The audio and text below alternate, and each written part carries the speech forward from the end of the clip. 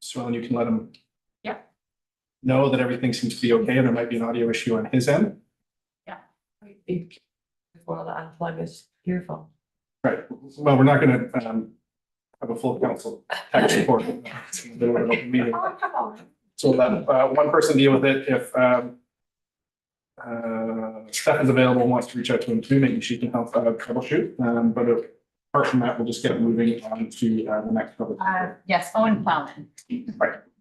Thanks, Owen, sorry about that. That's all right, that's easy. I don't need a timer. I'm not even gonna sit down because I'm gonna be really fast. Happy New Year, everybody. Thanks for letting me take a couple of minutes to express our gratitude at the Conservancy for a couple of things. First of all, the latter part of the year, you gave us a grant for a bike rack at the Wild Coast Nature Refuge, and we're very grateful for that. We hope to get it installed later this year. And also, about 5 years ago, just under 5 years ago, we published a marine atlas of Bowen Island, and somehow virtually online, I was able to present a copy of that to Mayor and Council at the time. And I'm here today to give you a copy of our latest publication, Discovering Qualicum, which is all about the environment at Deep Bay, Mannion Bay, and the indigenous name Qualicum. So if you turn to the inside, it says, grateful acknowledgement to Bowen Island Municipality. You provided a grant to help us in producing this. It came out just before Christmas. It's been selling like hotcakes. It's a great publication, and we'd like you to have a copy for Municipal Hall and the new Municipal Hall when it's available for visitors to enjoy and for you to read in your spare time. So thank you very much. We really appreciate your support. And I'm going to leave this. Thank you. I'll come around the table and then accept it and give you a handshake. All right. Thank you for all your work. Okay. Where's the camera? Okay. So. Thanks so much. Thank you. Okay. Thank you. Thanks. And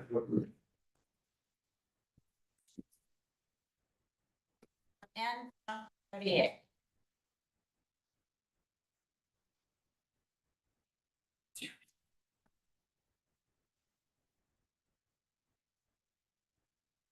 Madame de Ferrier? Merci. Your worship, ladies and gentlemen of the council and our new CAO. First, Happy New Year to all and each one of you.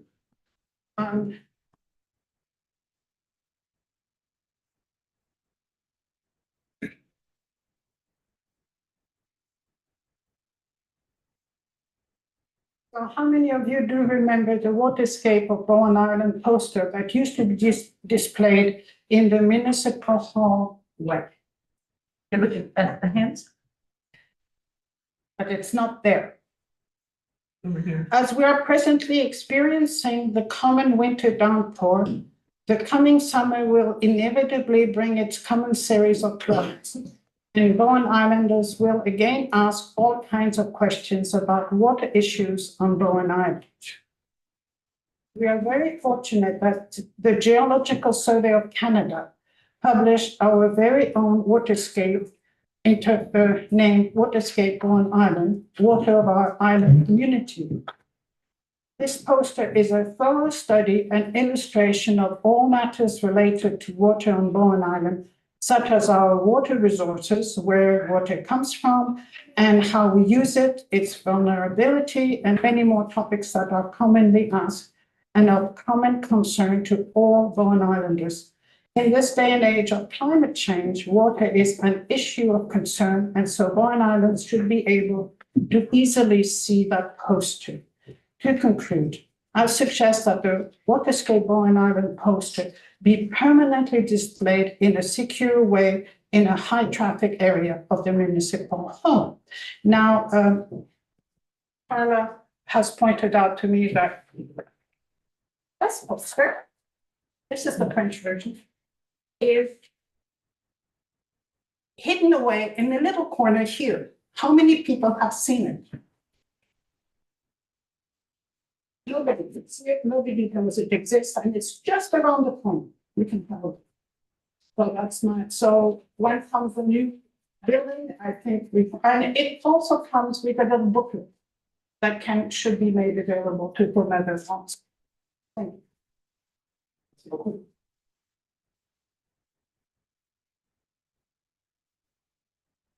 So I think Bill Granger has dropped off. I'm not sure if he's gonna try and come back. Okay. Unfortunately, the public comment portion of the meeting is closed. He's welcome, if he wants to come back at the end of the meeting and speak at the question and answer period, we can do that, or otherwise, if he is listening or following the meeting online, there's always the ability to write us at mayorandcouncil@bimdc.ca. Next up, moving to the delegation, we don't have any consent agenda. I'll look to council for any items they wish to pull off the consent agenda. And over to you first, Council Day. 12.3, 4, 9, and 11. 3, 4, 9.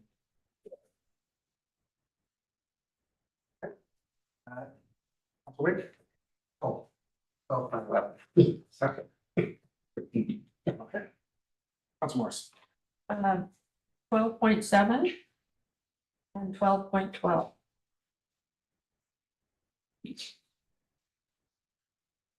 Looking for any other items to be pulled from the consent agenda. Seeing none, I'll look for a motion to adopt the consent agenda. Moved by Councillor Saunders, seconded by Councillor Fast. Any further discussion? Seeing none, I'll call the question. All in favor, raise your hand, say aye. Aye. Any opposed? And that carries unanimously. So moving down the consent agenda by numerical order. Starting with Councillor Getty, item 12.3, MP Patrick Weiler regarding short-term rental enforcement fund application call dates. Thank you. So I have a question to staff in terms of whether or not this applies to Bowen Island, and if there's somebody on staff who can apply for funding for enforcement of short-term rental bylaw. I'll direct that question to staff comment.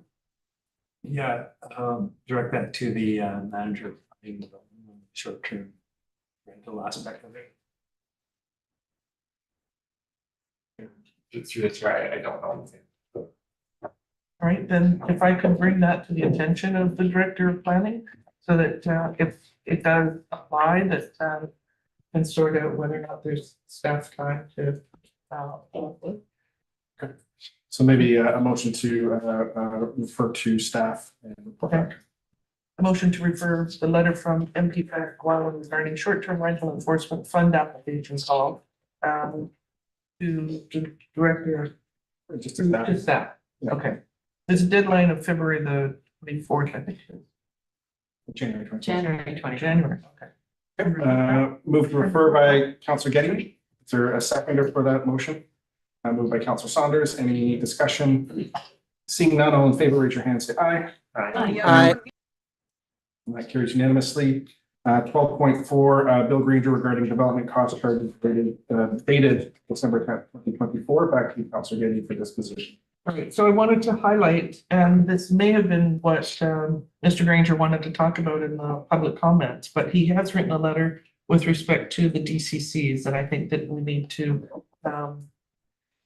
there aren't any public members of the finance committee, but I think the finance committee needs to keep this, the content of this information in mind with respect to developing that item for our budget.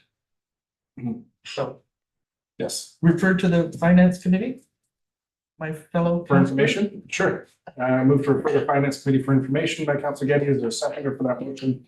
Councillor Saunders, all in favor, raise your hand, say aye. Um, Aye. Any opposed? And that is unanimous. Moving on to 12.7 from Councillor Morse, Bruce Russell and Haig Ferris regarding Cougar on Bowen Island, dated December 16th, 2024. I pulled this because the worst case scenario, which I can see happening, is that the cougar will get euthanized. And I don't think that's appropriate. I would like the cougar to be removed to a more isolated area. Given the recent sighting of the cougar in down in Bay. Something's gonna happen. The cougars is naturally gonna chase something that runs.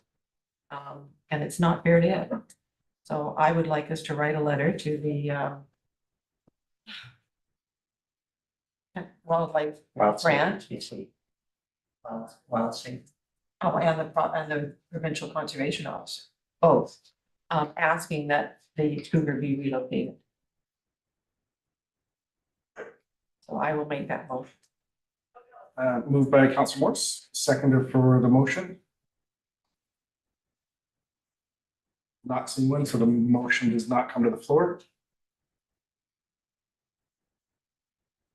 I propose an alternative motion that council send a letter to the conservation officer expressing concerns about the cougar on Bowen Island and requesting a formal response as to the action that animal will be taken by the ministry. Seconded by Councillor Saunders. And just to motivate on the motion a little bit, there's, I think, a balance and attention here in that this is provincial responsibility. So it's not and I say this for the public's benefit as well, that wildlife control and protection, particularly as it relates to a cougar, or relates to a number of these animals, it's not something that municipalities have jurisdiction over. We don't have the authority or the ability or the expertise to manage it. And there are other levels of government that are responsible. And in this case, it is the provincial government. It is the conservation branch of the provincial government, and it falls under that minister. And I would encourage residents who, I've certainly had a number of phone calls and emails and stops in the street about this, is that there is a provincial MLA, there is a provincial minister that can be written to, and that's the appropriate level of government to do that, because we don't have jurisdiction over it. Similarly, we don't have jurisdiction over the military, the federal responsibility. We don't have jurisdiction over schools, which is a provincial responsibility. We do roads, utilities, recreation, and everything spelled out to us under the Local Government Act. And there are other elected officials that can have pressure brought to bear on them should response need to be seen. And seeing no further discussion, I'll look for I'll call the question. All in favor, raise your hand and say aye. Aye. Any opposed, raise your hand and say nay. Nay. And that carries with Councillor Fast and Councillor Getty in opposition. Moving on to 12.9, Councillor Getty, Islands Trust regarding Trust Council highlights, legislative monitoring package, and Q2 Trust Area Services report. All right, so in the A section of that, the Trust Council highlights from December 3 to 5. The very last comment was the formation of a new steering committee on the trust with 3 trustees and invitations to include 4 different electoral area directors that are involved with different islands within the trust to form a committee to work with the province about finding changes and recommendations and possibilities, opportunities to provide for legal occupancy of tiny homes on wheels. So that's an interest of one trustee in particular who has such a home, and others that think that that might be a solution for some of the housing issues on the island. So this came up in a discussion of my open house a week ago, and so I thought I would highlight that it was in this report for people that are interested. So I'll move to accept it for information now that I've highlighted it. Sure. Move to receive. Seconded by Councillor Fast. Any discussion? All in favor, raise your hand, say aye. Aye. And that carries unanimously. 12.11, on Frank de Ferrier, request to install the Waterscape Bowen Island poster, a high traffic area at the coming new municipal hall. Over to you again, Councillor Getty. So I before Anne spoke as in the public comments, she had given this letter to us. So I think that this would be something that could be referred to either the Public Art Committee or the Jillian Drake in terms of the staff person who is helping with installation of art in and around the community center to see if there's find an appropriate space. There's lots of wall space, but there's plans for some of it, and there may be an area that would be close enough that people can read it and far enough away that it can. It is a big poster, but I think that the combined effort of staff member Drake and the committee might be able to come up with a solution or suggestion. So refer to staff member Drake for information. Okay, staff. Move to refer to staff, moved by Councillor Getty, seconded by Councillor Wake. All in, or Councillor Morris? I'm fully in favor of this being posted in Valeria, and it's an educational piece. It's not an art piece. Mhm. So it should be there, same as our building permit applications and that kind of stuff. Should be visible for people. Thank you. Any further comment? Not seeing any, so I'll call the question. All in favor, raise your hand, say aye. And that carries unanimously. And 12.12, Maria, the musings and looking ahead to January 3rd, 2025. Over to you for disposition, Councillor Morris. I pulled this because of the very last paragraph in the letter. I had a recollection of you making a brief comment about a mayor's visit to BC Fury's headquarters. Mhm. And I started searching and looking for that in our minutes, et cetera. And I found a very detailed or a report on Facebook. So I'm asking that you, in part of your mayor's report today, that you expand on your meeting with BC Fairies when we get to the information items. So Absolutely. reports at the end, so that it's a public, general public document. Thank you. That was part of the verbal. That was part of the verbal report. in Well, it's not December. mentioned in our minutes. So that's what confused me, but it was a very brief verbal report compared to what's in Facebook thing, so. No, and then I'm always happy to talk about fairies, and I can certainly advocate more about it during my verbal. Not report later on everybody this agenda. goes to Facebook. So maybe the Facebook post could be added to our agenda as information item. Yeah, well, that's not something we're gonna do. So we will move on. I move receipt of Maria. Okay, thank you. Moved, motion to receive from Councillor Morris, seconded by Councillor Wake. All in favor, raise your hand and say aye. And that carries unanimously. Moving back to our agenda.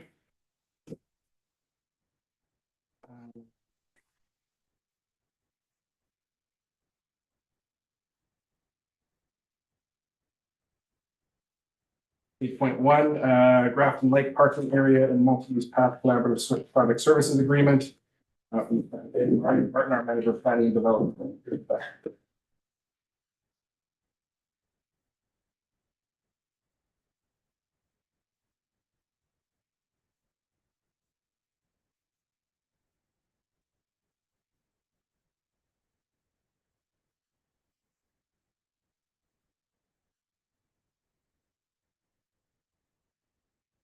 Thank you, Mayor.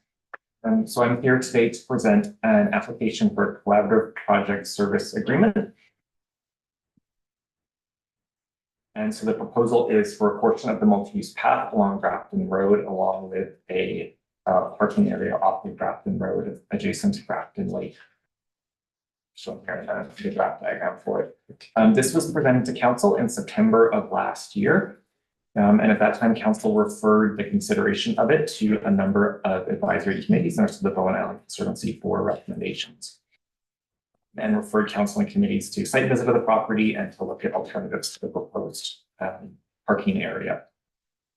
And so over the following few months, we completed the referrals with a number of committees in the and got a number of very detailed responses back. We conducted a couple of site visits with the various committees and with council. And you'll see we had sort of a split recommendations from the various committees, and that some supported the recommended location of off the Grafton Road, while others' responses did not support the proposed location.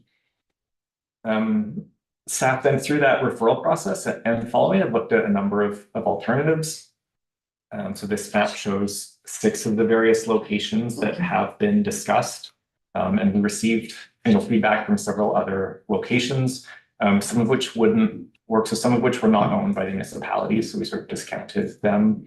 Others, like the Bonin Conservancy letter, spoke to additional parking alongside Grafton Road. But it's the area where the multi-use path is scheduled to be constructed, and so will be removed, and so we didn't look at that as a potential.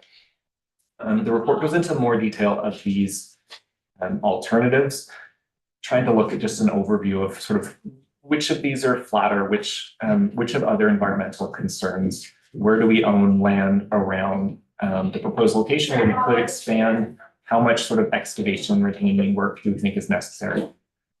Do we have already QP assessment of engineering drawings, all of those? The analysis of which all led us to recommend what you'll see in your report was the recommendation is entering into this project service agreement with Island Garden Estates for the installation of the gravel parking area and the multi-use path along Grafton Road.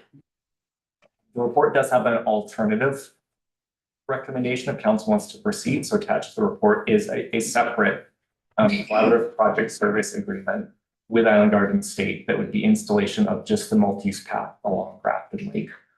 And would essentially say council is not authorizing the parking area.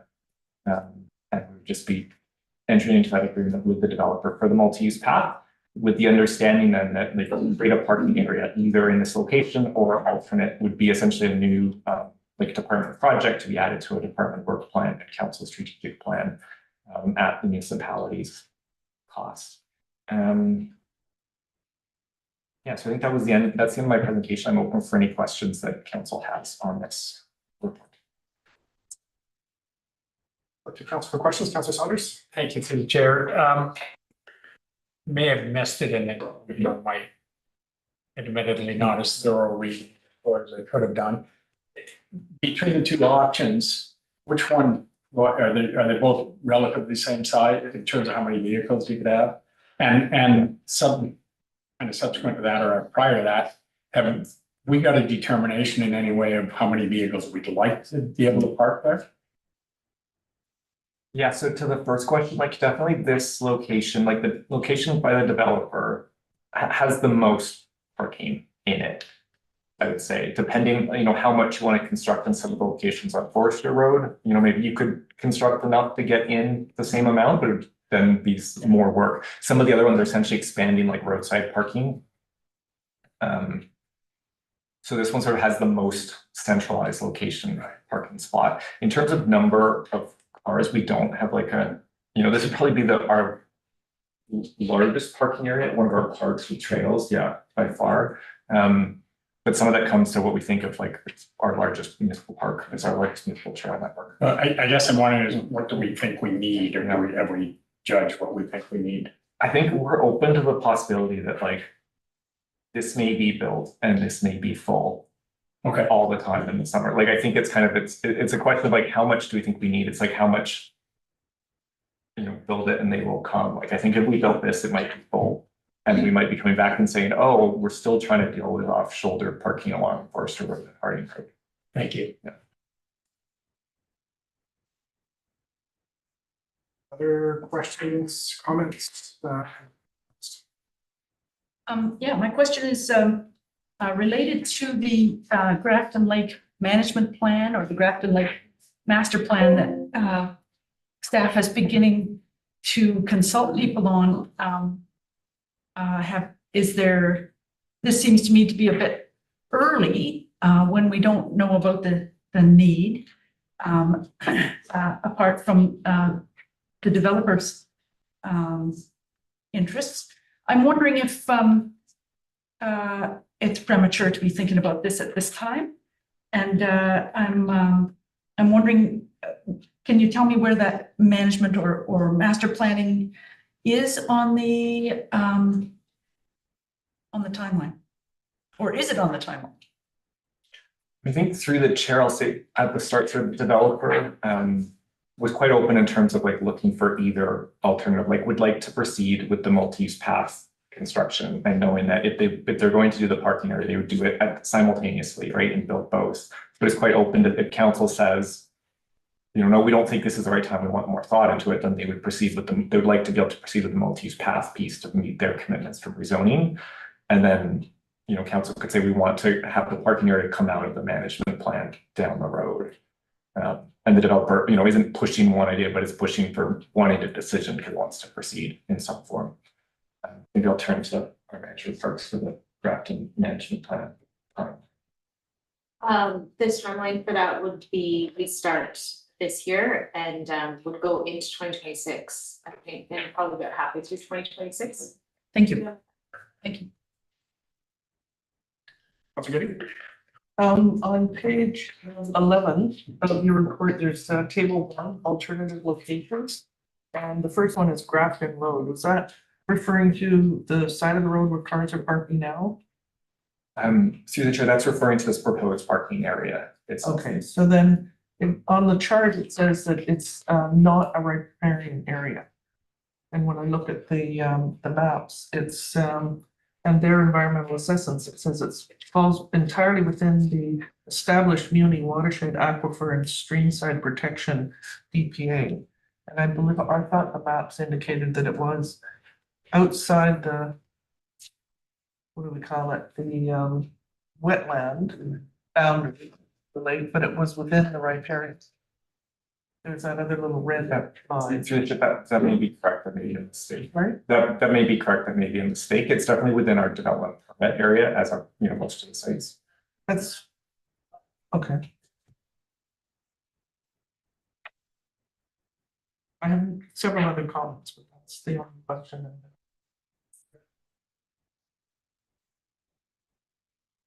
Seeing no further comments, perhaps we'll get the recommendation on the floor and be debated.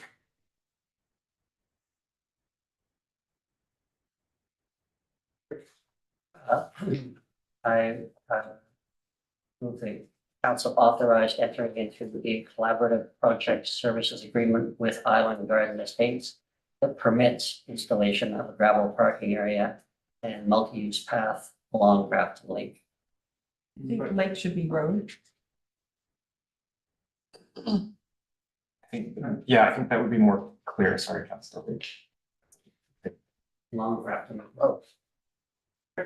Moved by Councilor Wade, seconded by Councilor Saunders. Discussion debate on the motion on the floor, starting with Councilor Fast, followed by Councilor Gideon. Thank you, Chair. I'm going to be voting against this proposal, partly because I see a disconnect between the priority being an environment, the environment in the Art Renison Nature Refuge. And I think the priority should be on the greenways corridor for wildlife and seeds and biodiversity connectivity between the areas of Crown land. And that's why the layout of the original rezoning was passed in my recollection, a big part of it anyway, was that greenways connection through that area. And putting a parking lot in the middle of that, I think, is an error in priority of what is a nature preserve. Second disconnect I see is the purpose of the multi-use pathway has climate reasons, and it has reasons of active transportation to move bicycles and pedestrians. And if that's the priority of the multi-use pathway, why would we be putting vehicle infrastructure there instead of bicycle and human infrastructure suitable to a multi-use pathway, which could include a toilet, but could include a bike rack, could include a water bottle filler, that kind of thing. I think, as the planner said, you build a parking lot and they will come. It's you widen a highway and you get more cars. It's all, we're in a very car-centric society. And I think those two disconnects for me, the priority of wildlife refuge and greenway connectivity for wildlife and spores and especially amphibians to move through to keep our biodiversity high.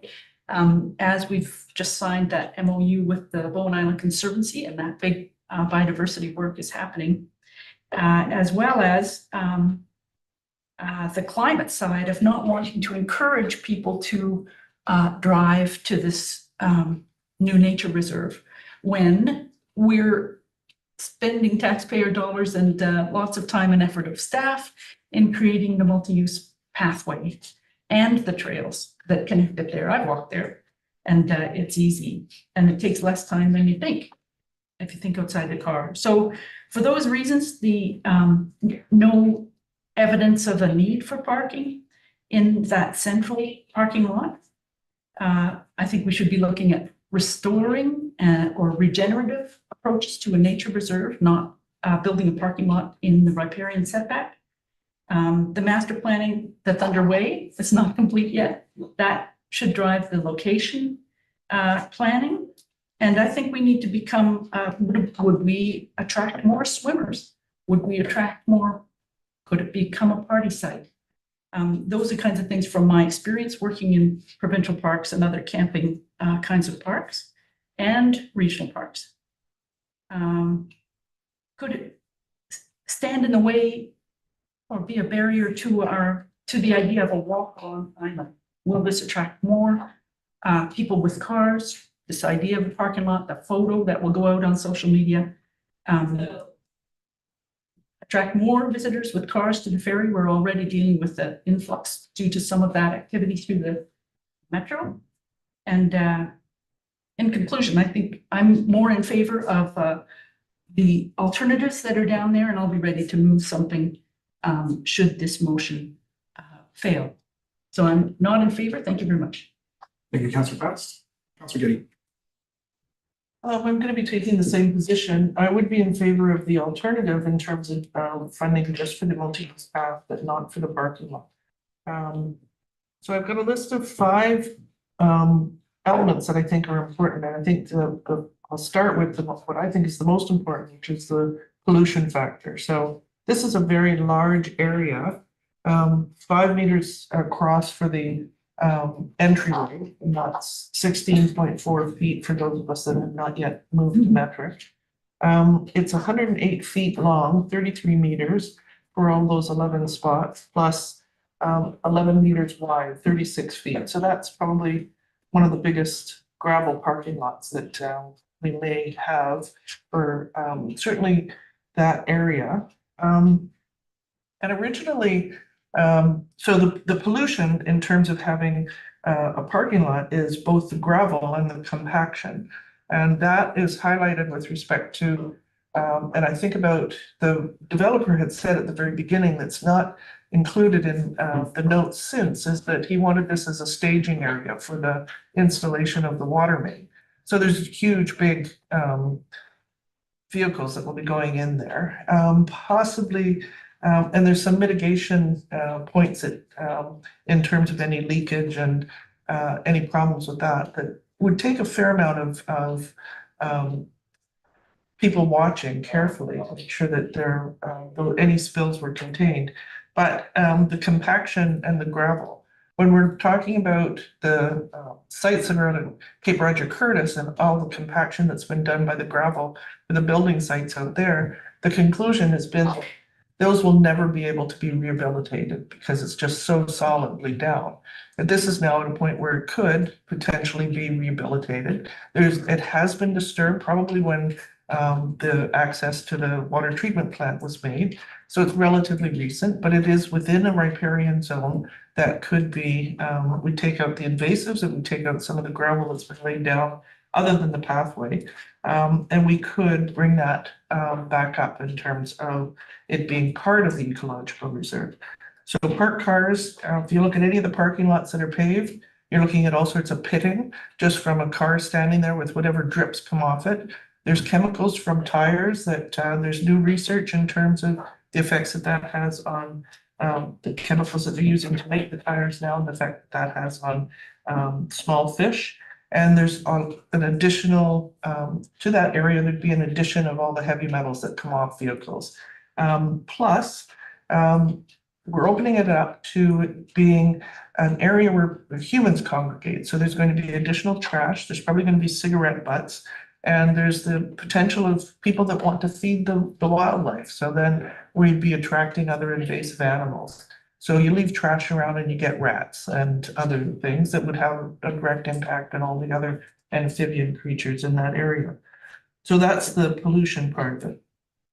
And the fact that it is in a riparian zone and our wetland protection area, that's on all the maps. And that's indicated in their environmental assessment report that it's entirely within an established municipal watershed. The fact that it's been historically disturbed, that is true, and that is sad, but it is also someplace that could be rehabilitated. I don't have that from the environmental assessment. That would be my unprofessional suggestion. There's also been talk before in terms of having berms created for filtering any sediment or any runoff from this, and I don't see that on the plans. And I'm not entirely convinced that it's been discussed in the environmental assessment whether that would be an effective mitigation. So then we get into the fact that it is a watershed. We're members of the Islands Trust, and we are one of our basic principles is supposed to be protecting sensitive ecosystems. We're also just had this memorandum of understanding with the conservation and conservancy rather, and they've sent a letter with respect to this application that is, to me, very persuasive. We also have all of our marketing. For example, the mural at the entrance to the island talks about how, you know, the wildlife is one of the most important things. The quote from the Conservancy, when you look up, I tried to find some of their maps to see what they said in terms of the ecological area. But there's a quote there in terms of the greatest threat is the belief that someone else will save it. And I think this is our opportunity and that we shouldn't lose it. And that the diversity is strength. So all those other little critters that are in there that are hiding under the logs and, you know, so tiny that we might not see them, they're part of the ecosystem and they're as important as the humans that want to drive there. So I think that they need to be protected. I'm also more and more convinced that, particularly when you listen to the news about the fires in Los Angeles and in that area, that if you don't believe in climate change and you don't believe in climate crisis, then you need to up your game and pay more attention. And this is a wetland that we're just putting down gravel, and the reasons that Councillor Fast gave in terms of trying to move it so that we're encouraging buses and bicycles and walkers and not a car-based society, that I think that this is a very small opportunity. There are other areas, if you look at the Bowen Island map of the area, just, you can't see it from the road, but just in behind the commons, Grafton Commons, where the gardens are, and there's lots and lots of space around the gardens that are, there's trailers that are parked off to the side. But there's a huge, big cleared area that's very close to this, that if they needed to marshal the big equipment, I think that there's enough space for that. And that is the primary motivation for the developer. And I don't know that the dangling the cost of a parking lot as enough to sway my decision in terms of, you know, the developer picking up the additional cost of what a parking lot is going to be. I think that the idea of setting up smaller spaces for the number of cars that might come to the area and attract them away from the watershed and the riparian area is what we should be doing. Last on my list is that this is the multi-use path comes along from the fire hall and continues on past Harding Road at some point in the future. And this is another turn that's going to cross that multi-use path. And it's going to be mostly visitors or occasional people. So they may not be paying close attention to the fact that the traffic on the multi-use path is something that they need to exercise great caution. So rather than have tourist vehicles parking there and looking for it and not necessarily paying as close attention to the people on the multi-use path, I think that that's adding an extra liability, challenge, and possible danger to the users of the path. And if they parked across the road or someplace else and had to get out of their cars and pay attention to the traffic, not drive over the multi-use path, I think that reducing public works that go into the water treatment plant, they understand the process. The people that are living in the area, they were going to understand that they have to look both ways, but we're adding a place where tourists and visitors and crossing the path, and I see this. Thank you. Councilor Getty? Further comments? Councilor Saunders? Yes. Followed by Councilor Morris. Thank you, through the chair. Listening to Councilor Fast, Councilor Getty, they're very persuasive arguments and maybe persuaded me. I will, just a couple of not so much counterpoints, but the Common Road, if you build it, they will come. That's true. I absolutely believe that if you give room for them, that they will. But part of the point here is that they're already coming, and we've had complaints or there's been issues arise about where people are parking right now. There's concerns about safety for some people that have been indicated to us. So I think in some form we have to address that. The other thing is, one of the other things that my experience with the outdoors is we want to make it as accessible as we can. And while I'm certainly happy to walk to Grafton Lake from where I live, but a lot of people can't. And I recognize that there's a multi-use path eventually going to get there. And that's going to be useful as well, but it doesn't open up the outdoors to as many people as we possibly could, which is kind of the goal of having any park, is making them accessible, making it a way for people to get outside of their houses and you know, enjoy the outdoors such as it is. So kind of torn on this. I do find those arguments extremely persuasive, but just want to say there are other sides of that as well. So, thank you. Councilor Saunders? Councilor Morris? I think basically a lot of what Councillor Saunders has said, I would also be saying. I was initially quite concerned when we went on the walkabout and looked at it, and I've been paying attention as we drive by every day for every other town. And the wetlands have not, even in those days of huge heavy rains, appeared. The path area, it's not underwater, which was my sort of major concern. And it's easy to access. It's not inexpensive. Now, perhaps it could be a little smaller to start with and expanded, but there's usually at least 4 cars on Grafton Road, and that's about all that can be there every day, all day. And there's another half a dozen down Harding Road. And the people on Harding Road, you're parked facing going into Harding Road. So where do those people turn around? Do you do a 3-point turn in the middle of the road, or do they go down and turn around in somebody's driveway? Maybe it could be a little bit narrower. You only need space to back out. So maybe the planner could work with the developer to scale it back a wee bit, but I'm quite happy with, and not everybody can A, take a bus, or B, even have a bus to even get to take it. So reading most all of the comments that Councillor Saunders made about access and available for all. And we have seniors population, we can spend an hour and a half walking to get to a park on a busy road. And then walking the name of nature. On the favor of the recommendation as it's written. Councilor Wright? Thank you. I agree with the concerns about the environment. There's no question. I agree with everything folks are saying. I think this is a matter of perspective on this specific situation and doing our best to balance the use of a park that we've created. You know, you say build it and they will come. We've built it. they are coming, as Councillor Saunders pointed out. So we're all, this problem, the parking area is not going to create the problem.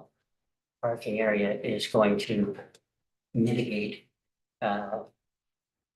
the parking challenges that people are gonna face, and are they gonna park further along Grafton Road and walk back along it?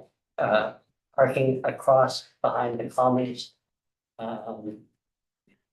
really doesn't make sense to have all that pedestrian traffic actually going across the road there.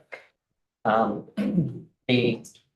really in reading through Mr. Martin's report, all the other options that have been suggested have similar problems. Anything up on Forster Road, whatever you put up there is ultimately going to drain down same, into the lake. It's not going to be higher and draining back to Forster Road.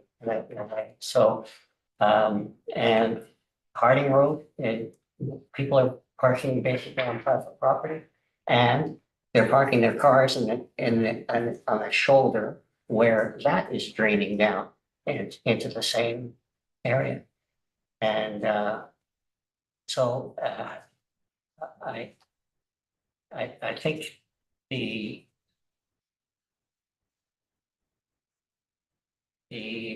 problem that the impact of this parking lot, I think, is being overstated. It is already disturbed. It's not within the wetland. And all those regulations that are put in place for not being too close to riparian areas are, that's for construction and building and development. It's not for a parking lot that is servicing a park that basically we've created, and we want people to use that park, and we want them to use it safely, and we want to have the staging area so we have the proper information and respecting nature and keeping their dogs on a leash. So having a central spot everybody comes to where that information is makes sense. So I think on balance, this is the best solution. And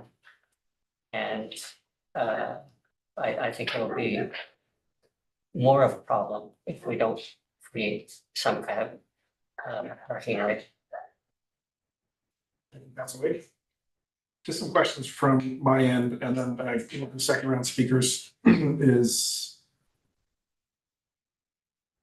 appreciating the conversation here on both sides. From my reading of the report and the previous report, the only formal environmental assessment that we've gotten has been for the Grafton Road site. Correct. And it appears that in the other municipally owned lands where this might go, we haven't done an environmental assessment, nor do we have engineering drawings done. And it looks like it would require significant excavation to get that land flat as a parking lot. Correct. Is there a sense of, so, and then, it seems like there was $10,000 available. This existing project seems like it's going to cost $40,000, which the developer has said is okay.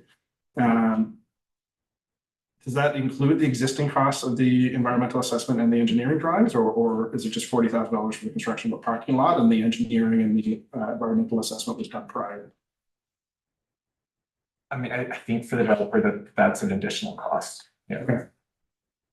So, and then ultimately, if we were to, I'm not looking for a dollar figure that's committed to it, but just a ballpark order of magnitude. If there was the need for additional environmental assessments, additional engineering drawings, excavation for something on Forester Road or Trout Lake Road, what is the ballpark of what that might cost? I mean, through the chair, probably like if we're looking at the Trout Lake Road location, for example, we're probably spending more than 10,000 and probably having I mean, yeah, spending more than 10,000 and not having as many spaces. I guess the answer to all of it is, it depends. It's like to add a couple spots on Forester, maybe to do that for 10,000 or less. But if we're trying to get in, to get an equivalent number of parking spaces, we'd be spending more. Right. Would that be in addition to an environmental report and Correct. Yeah. okay, engineer drawings? And then on balance, I appreciate the tension of the appeals that I'm hearing on both sides, that we need to provide something to our community to solve existing problems versus the appeals to conserving natural areas. And the on the other side, the piece that stands out to me is on the which sounds like a fair point, and I'm curious about staff comment from the letter that we received from the Conservancy, where they're talking about the water and stream protection DPA, and their line here, which states, should the municipality proceed with this proposed parking area, though legally entitled to do so through the exemption accorded to recreational infrastructure, BIM would not hold themselves to the same environmental standards that they expect from the community. So, where I would be concerned from both, an environmental standpoint, but also a messaging standpoint of the community is how do we, what's our reasoning or our squaring of the logic that like this is the place to go. Yeah, I mean, through the chair, I think it is a tricky one that we've wrestled with a number of this. I mean, I think the reality is that like a number of our infrastructure work, would not be possible for a private citizen to do. So even if you look sort of on the map at where Grafton Road goes and you have a multi-use path going all the way up Harding Road, like there are places where the multi-use path would be closer to the marked wetland than this parking area. And there's not really a way around it. Yeah. I know we wrestled with it as well when looking at the multi-use path route going in, thinking about the alternate route behind the treatment plant to get to Charlie's Lane that way, in which case, again, we could have used sort of an exemption to say we're going to put it right next to the creek, and ultimately decided that wasn't something we were comfortable with because of the environmental risk and the flooding risk. And so some of it comes down to, even in this case, it's like staff review of the environmental report and saying, will we support the findings that this is not causing environmental risk? But it is it is a challenge, and some of it comes down to looking at locate other locations and saying, well, there's not so much a better location. Like the Harding Road location, for example, has probably a larger impact on like general riparian areas. Right, and that's one of my concerns is from this seat is I'm also unsure what the environmental, given that we don't have environmental assessments on any of the alternative sites. If you spend the money to do that, I mean, what's it gonna come back as? Anywhere we go on Bowen is environmentally sensitive is my piece. And I'm also sensitive to Councillor Morris's comments, who, I drive past those, the Grafton Road area every day, and there's already cars there. It's locals that use it, and it's highly trafficked by locals, and there's not a good solution. And in my experience in recreation, you want to build paths and you want to build amenities where people are already at, instead of putting them in imperfect places where they might not use them or might not go. I did have the opportunity to participate in that site tour with a number of committee members and community members, and I didn't, I wasn't seeing the alarm of risk that I was led to believe that existed in some of the community emails that we got back. So I'm really sort of on the fence with this, and not sure which way I will one way or the other. So we'll do second round of speakers very quickly, because I think everybody had a lengthy opportunity to speak their mind in the first round, and then I'll call the question. So Councillor Bass. Thank you. First, before I do a few more comments, just a few, I have a question for this for staff, and that is, will this be referred to the Islands Trust? To the chair, this was not referred to the Islands Trust. I did in September.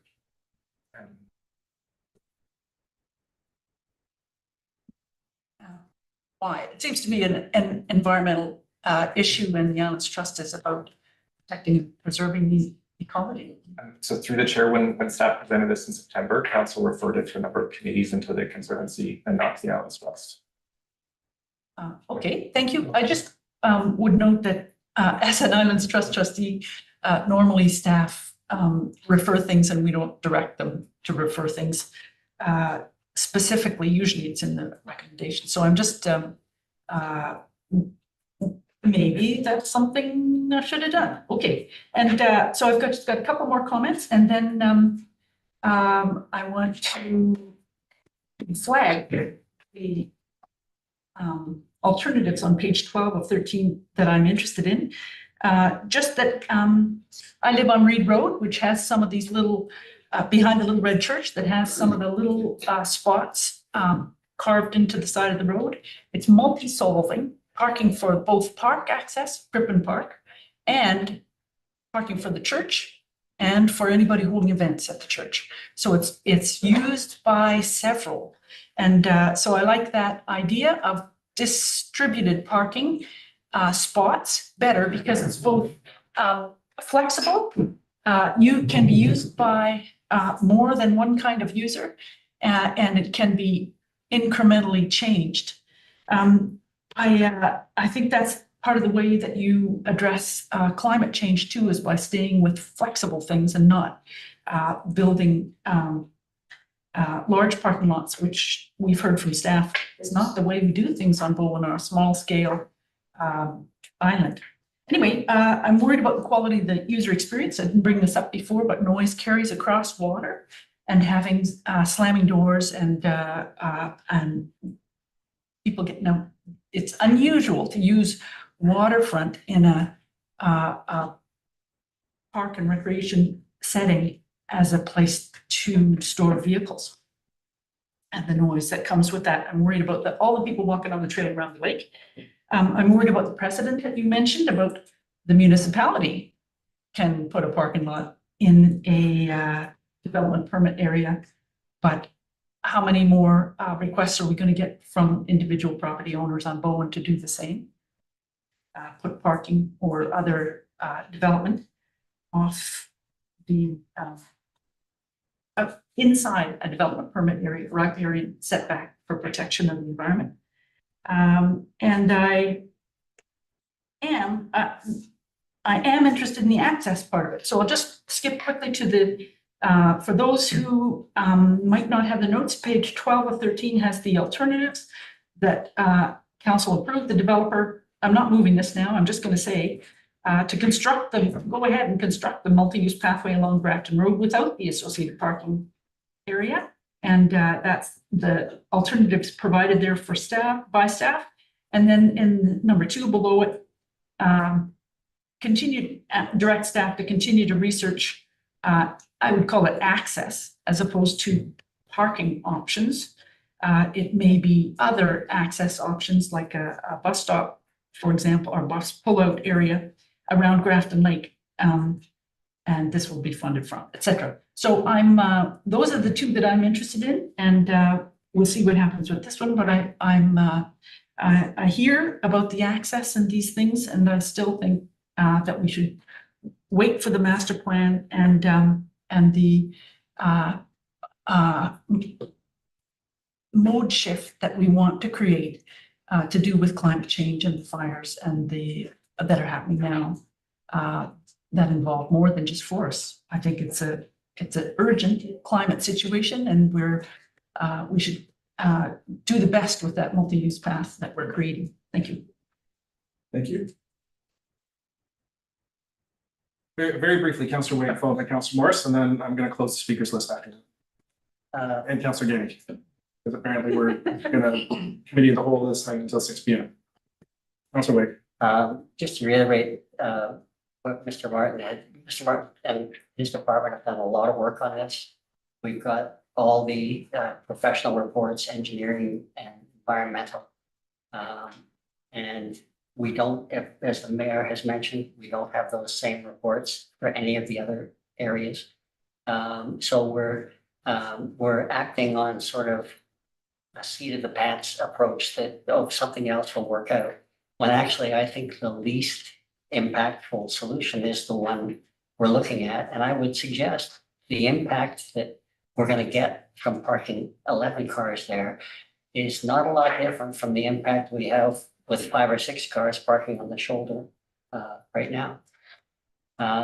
This is not a large parking lot. This is, this isn't like a grocery store parking lot. It is a little parking lot and parking spot. And we have similar ones on the Miller Road at the entrance to Griffin Park, on Mount Gardner Road at Killarney Lake.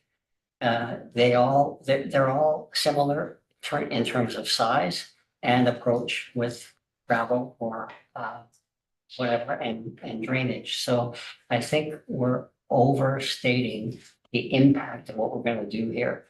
All the values we're talking about, we're in perfect agreement on. But what's the solution? The cars are already coming, and we need to have accessibility. What about accessibility? How is, how are people who are disabled going to have access to this? So I'll leave it there. Councilor Lake. You know. Thank you, Councilor Morris. Councilor Getty.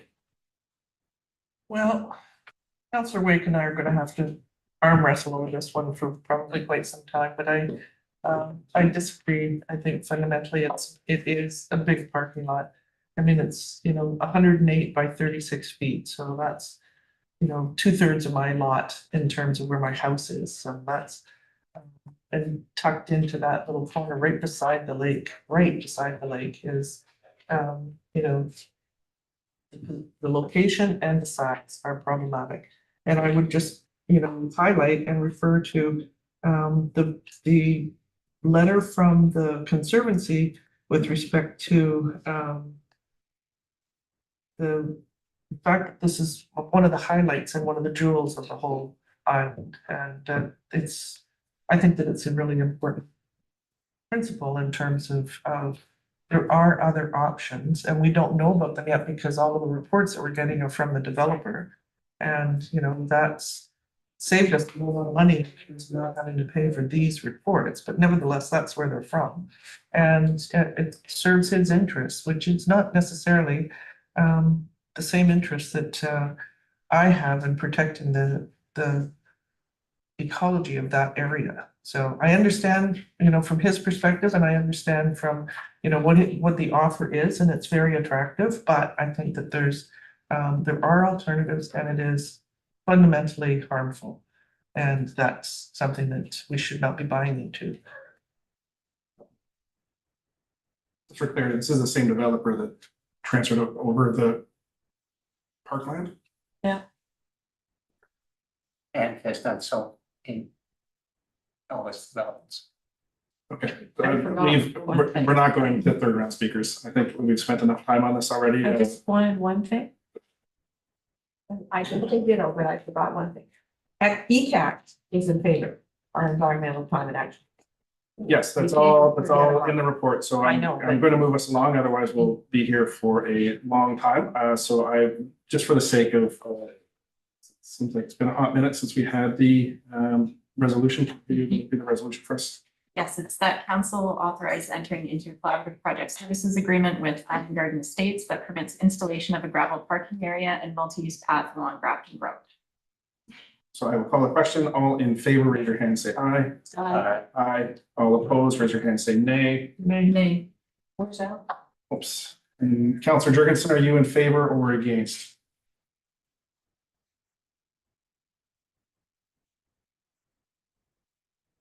Not hearing a response based on community charter and procedure bylaw, Councillor Jurgensen is in favor. So that carries with Councillor Fast and Councillor Getty in opposition. 8.2, 479 Bowen Island Trunk Road Liquor and Cannabis Regulation Branch LCRB referral. We also have our manager of planning and development with us here today.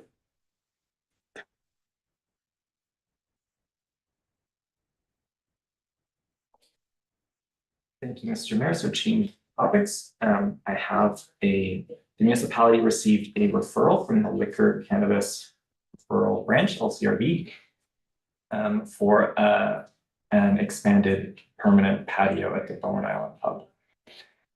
So the patio extension, you'll see it if you visit Dorland Road today and sort of the upper level, sort of rates above the permanent patio outside the Bone Island Pub, which is in a lower location.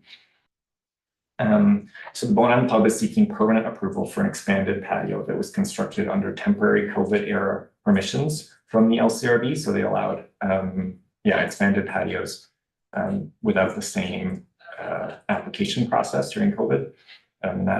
That permission has expired, and the Bone Island Pub is seeking to have that permanently permitted. And the patio does not and will not increase the overall license capacity of the Bone Island Pub. They had a total limit on the number of people who are allowed on site. And so what this means is in using the expanded patio area, it reduces the number of patrons who can be inside the building or in the lower patio.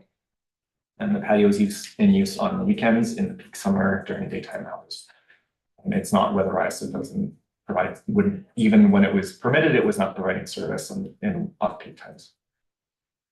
So we have a policy for how to deal with referrals from the LCRB. And so it calls for notice of an introduction to council be provided. So this is done through mail to neighbors, on the newspaper, a sign on site, the application is introduced to council, and that's where we are today. And the policy calls for at that point council to set a date for consideration. And staff will provide at that point 30 days notice of consideration by mail, and again, place it in the newspaper and place a sign on site, and at which point council would consider the referral.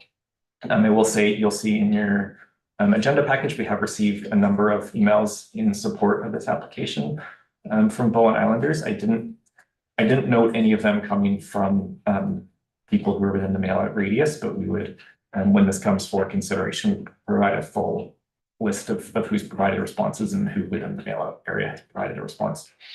So the recommendation staff are seeking is that council will consider this referral at the February 24th, 2025 meeting of council, and that you authorize staff to give the public notice of the approval of the liquor license referral.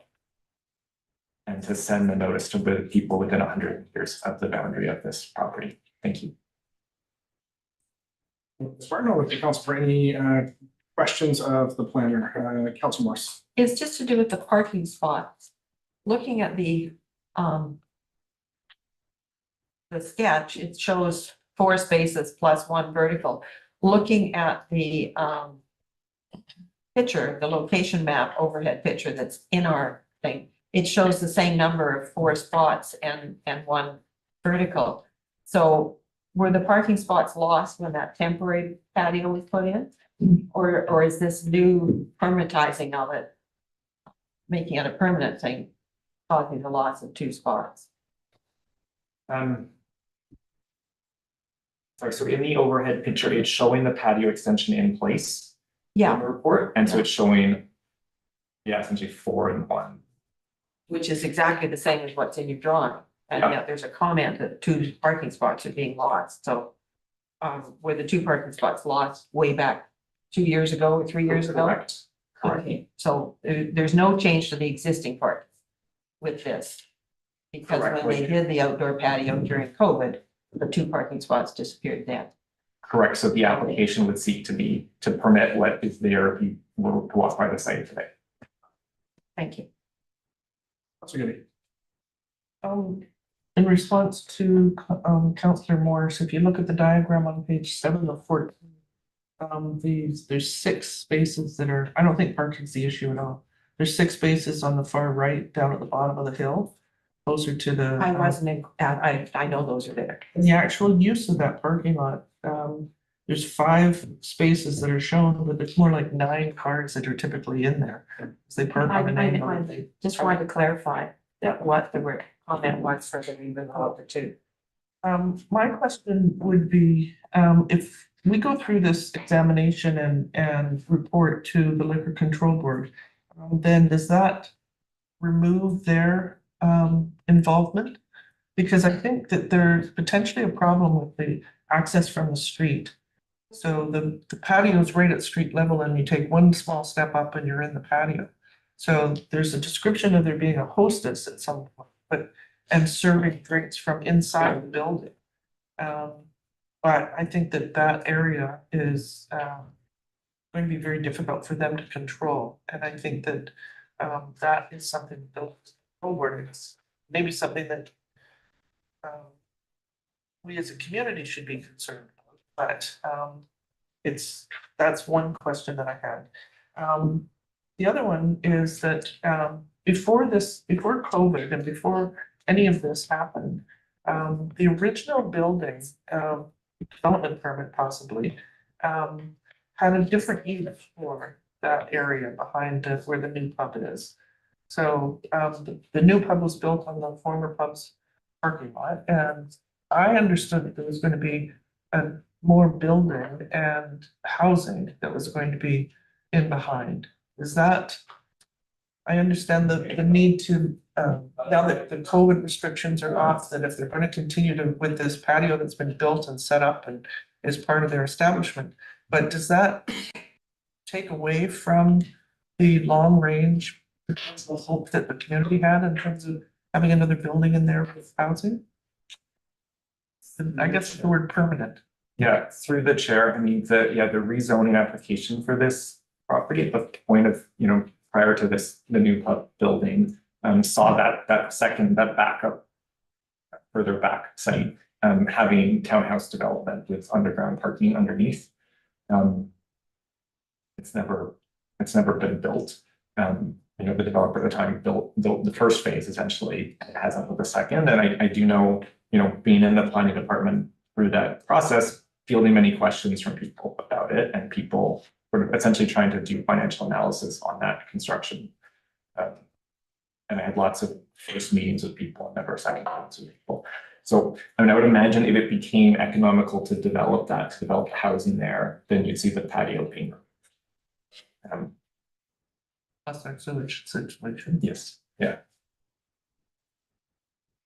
Councilor Saunders. Thank you. Through the chair, I may have already missed the vote on this, in which case my bad, but I'm looking at the 100-meter radius, and that doesn't really go very far, given where the pub is located. Like, that's an amphitheater, it's at the bottom of, and speaking from personal experience, I can hear conversations, and I know everybody else in the street can. Is it too late to extend that out to 300 meters for comment?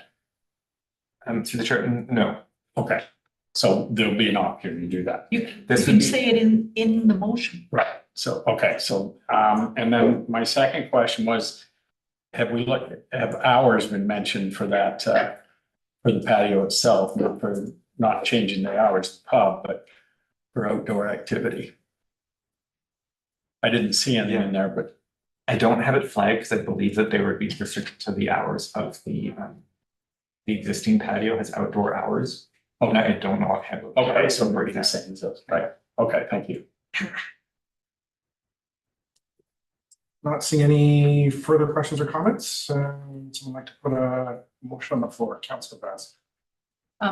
Hearing Councillor Saunders and including that's a good suggestion, I think. I would like to move that notice be given that council will be considering a liquor license referral, new outdoor patio application, close brackets, for Bowen Island Pub at 479 Bowen Island Trunk Road at the February 24th, 2025 meeting of council, and that council authorize staff to give public notice for the consideration of approval of liquor license referral, new outdoor patio application for Bowen Island Pub in accordance with the Liquor Control and Licensing Act to all properties within 300 meters of the legal boundary of 479 Bowen Island Trunk Road.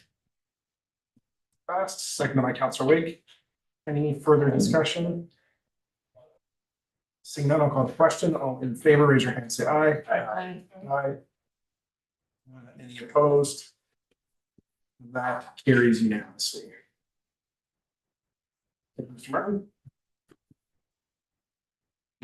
8.3, Mayor and Council remuneration policy. We have Kristen Watson, our Chief Financial Officer, is here.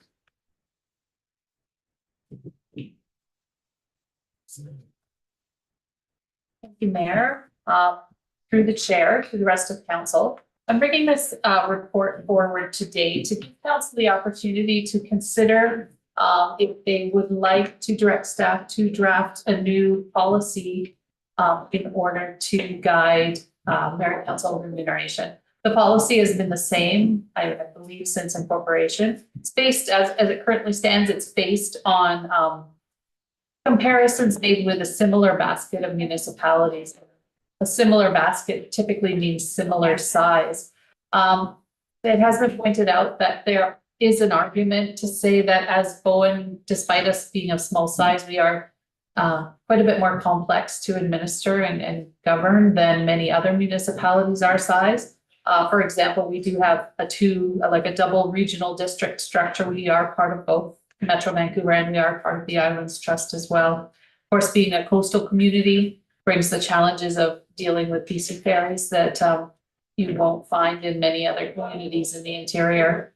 And despite having two regional districts, so to say, we actually have the added complexity of being required to supply our own sewer and water services, whereas most municipalities partake in a shared model that's delivered by a regional district. So when you combine that with our proximity to Metro Vancouver and the added cost pressures of the cost of living in the Lower Mainland, it is reasonable that council may want to consider a new compensation policy.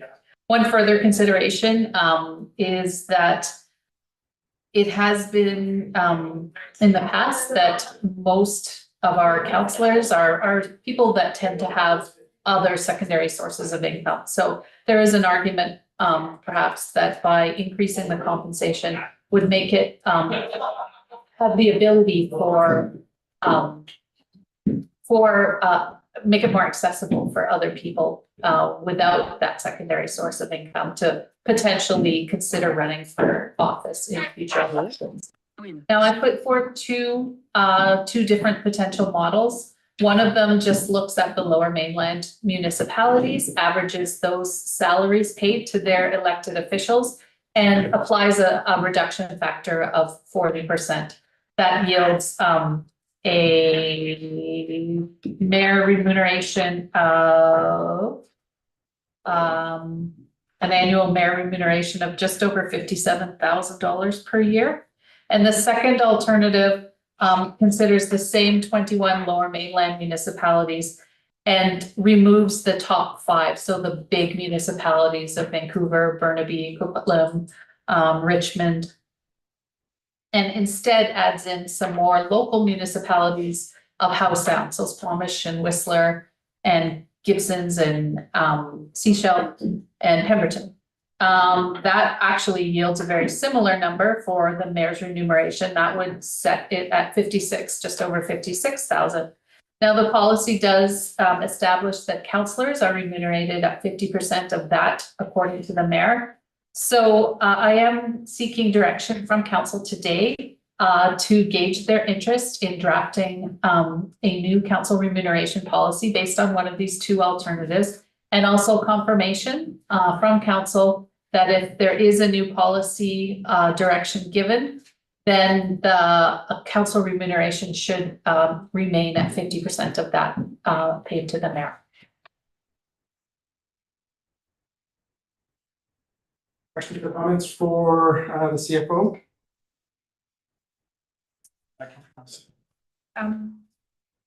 Thank you. I'm just, I guess I don't have questions. It was a good report. Thank you very much. And I'm in favor of the second one, but I don't have any questions for the staff. Thank you.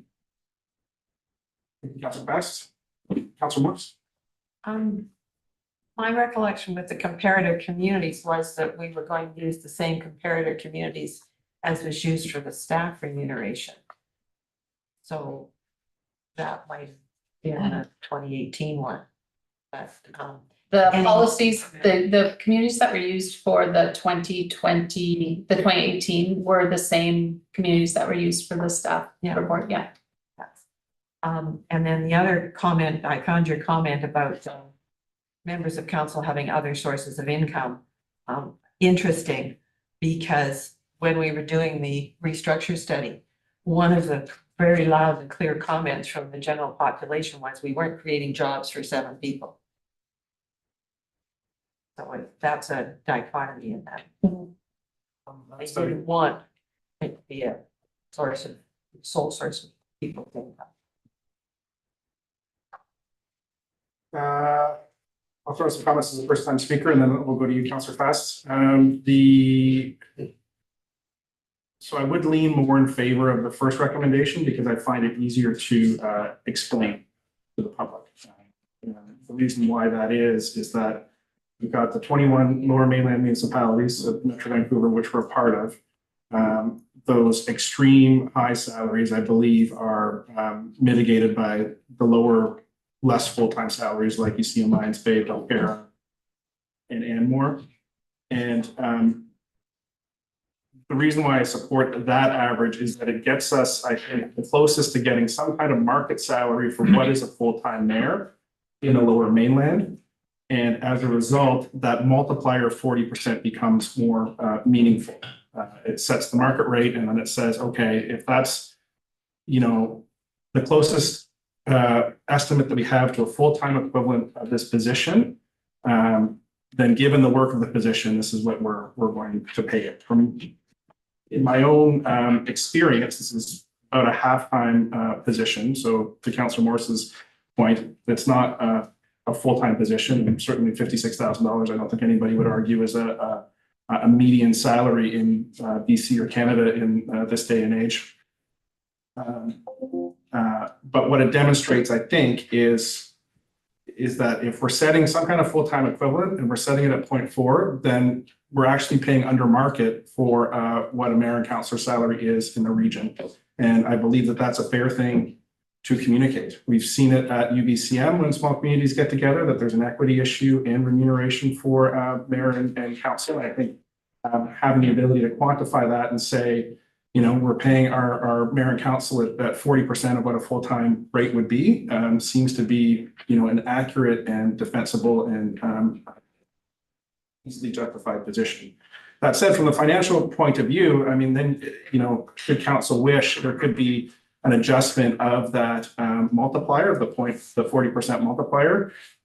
Should the budget not wish to increase, that we just set it at that, at a 0.3 or 0.25 or whatever it is, and then we can demonstrate that we're paying severely under market for what this job is worth across the region and the average.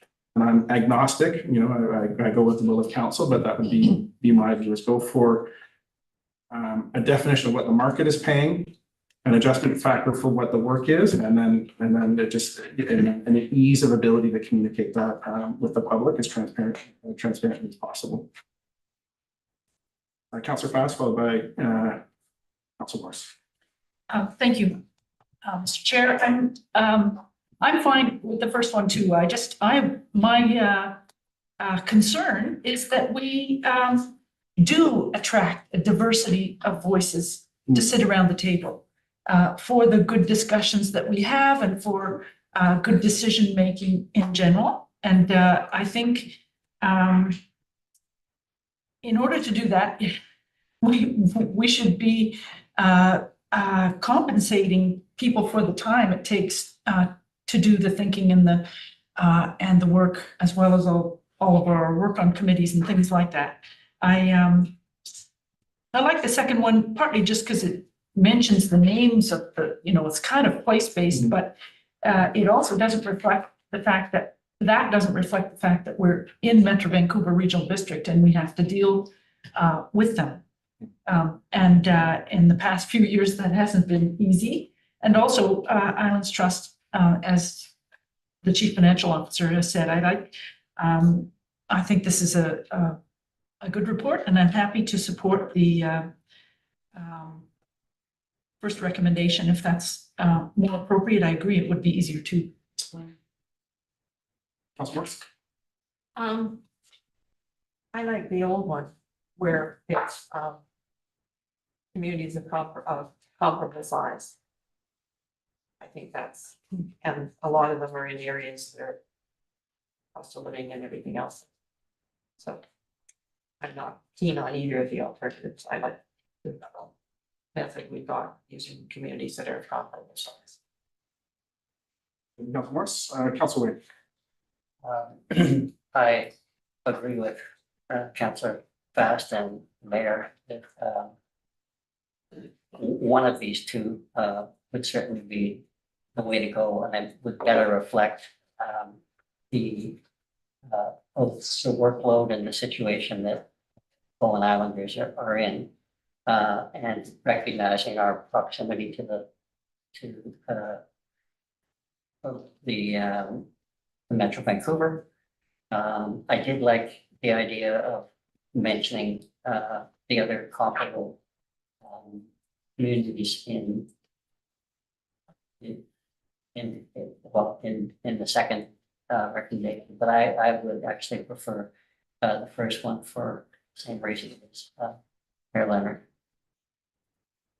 Thank you, Councilor Witch. Any further discussion? Councilor Getty. I'm go first one, if they're fairly equal and both in terms of the amounts and the description, I think if it's easier, then that's easier.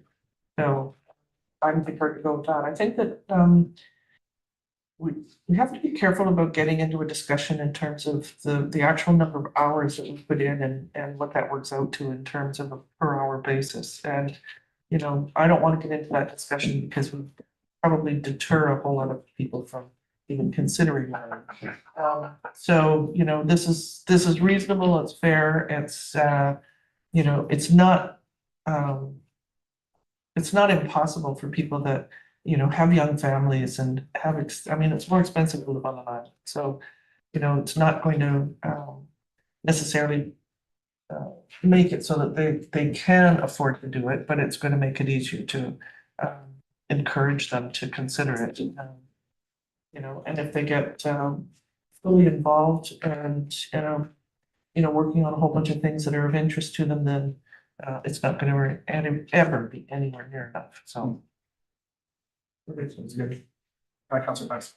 I'd like to, in the interests of democracy and diversity of voices and having more people on council than can afford to do it in their in a wealthy retirement. For example, I'm going to propose, whereas council wishes to consider changes to the council remuneration policy, therefore be it resolved that staff be directed to draft a revised council remuneration policy for consideration and sets the mayor's annual remuneration to 40% of the average remuneration paid to mayors of the 21 Metro Vancouver municipalities. I thought we were gonna, oh no, that's excluding, and be it further resolved that the councillor's remuneration be affirmed at 50% of that paid to the mayor. Moved by Councilor Fast, seconded by Councilor Getty. Any further discussion? Councilor Saunders. So I'm not gonna make any friends here. But you know what I was gonna say.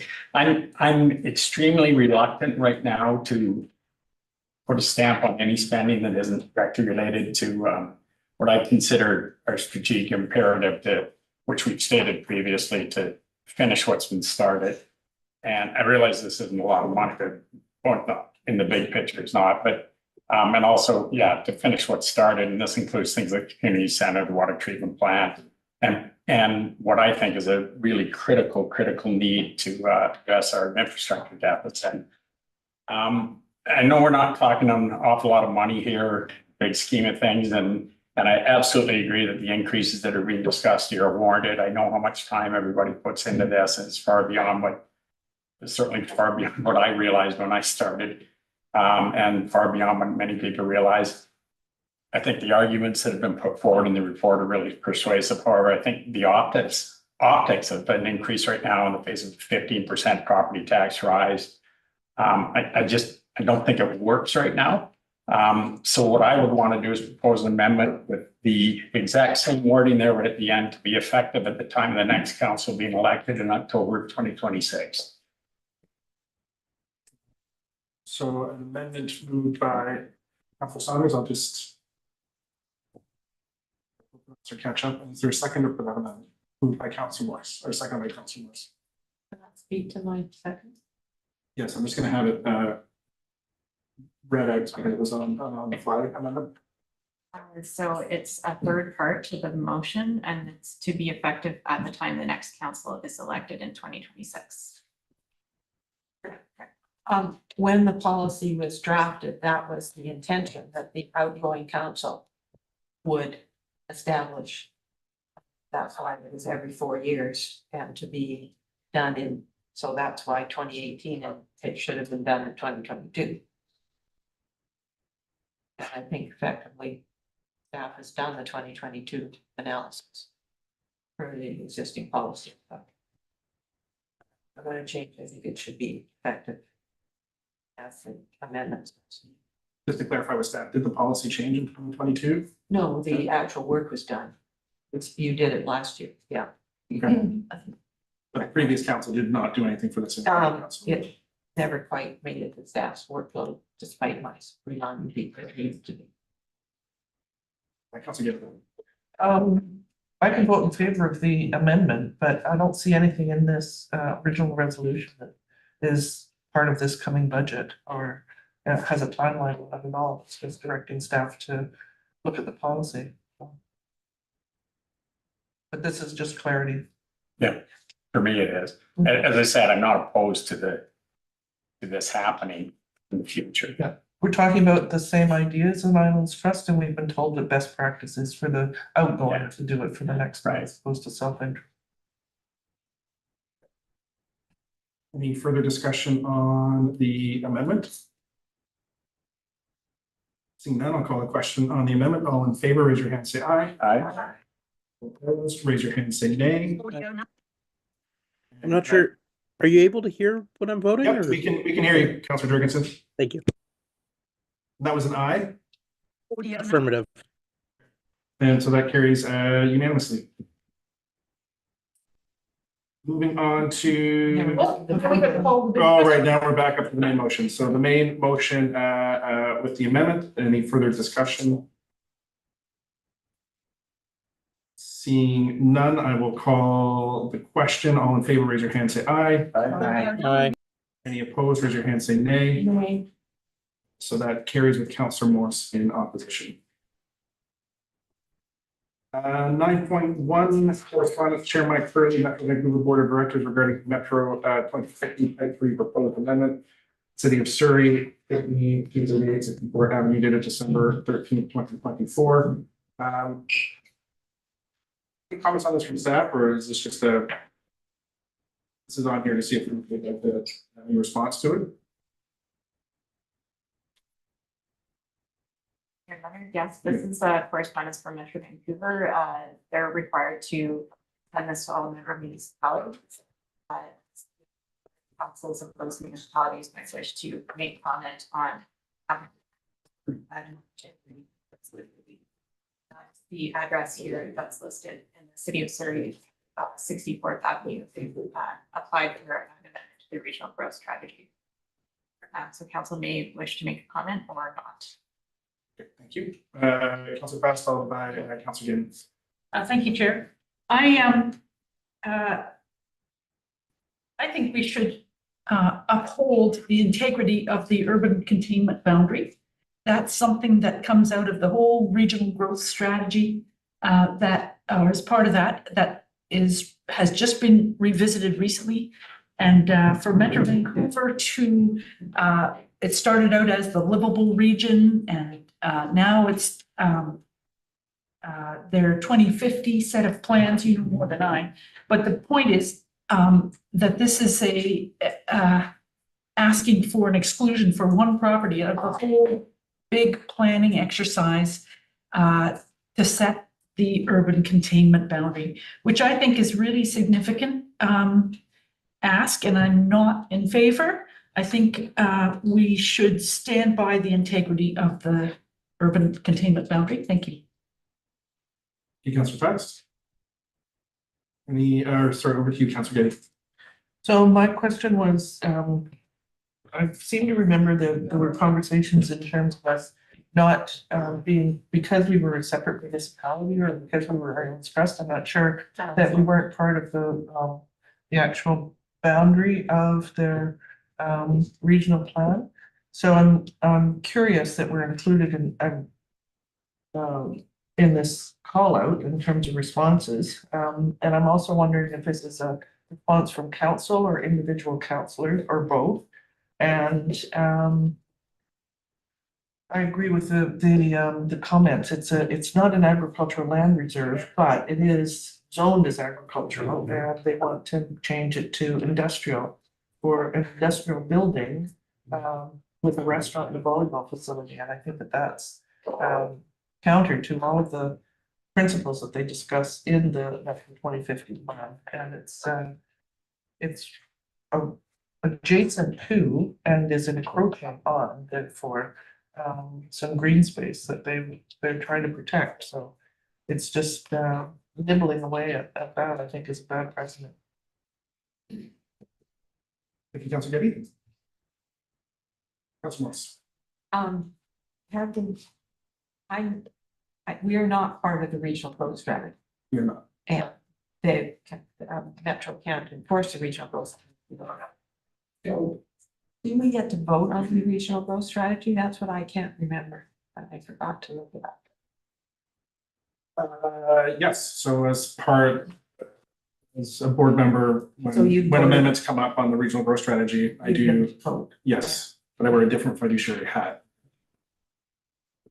So that was the question. So, because I was going to say, if we can't vote, we shouldn't be. Yeah, just for my seat, it feels a bit, if council was to decide to take some formal action on this, and write a letter, submit a formal comment, feels a bit iffy for me because of that reason, because we are not a part of the regional growth strategy, but then we're telling another municipality how they should pursue it. My stance generally at the Metro Vancouver board table is that I do not support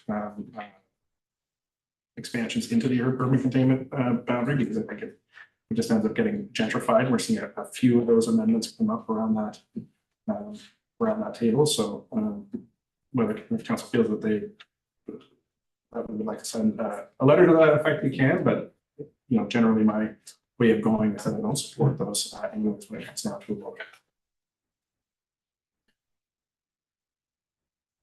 So yes, Councillor Fest. I just feel, as an island community within the Islands Trust, I am reassured that there is a urban containment boundary on the other side, and that we're outside of it. And all of these encroachments and amendments and adjustments are usually pushing the urban containment boundary outwards. And and that makes me question how safe Bowen's way of life is going to be 50 to 100 years from now by taking the long view. And that's why I would be interested in upholding the principle of the urban containment boundary. And I would be prepared to move that council request the mayor to write a letter conveying council's opposition to the proposed amendment of the urban containment boundary.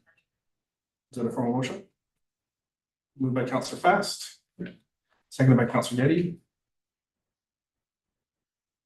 I will not, the only reason why I won't support this is for self-interested reasons, is I would prefer that we do not get in Surrey's crosshairs. As they are a prickly municipality and have prickly friends. But at the same time, if that's something we want to take on, it's something that we can do.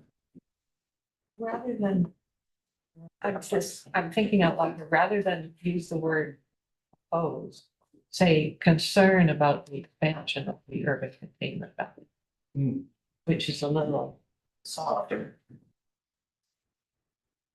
And you could say at the expense of agricultural land.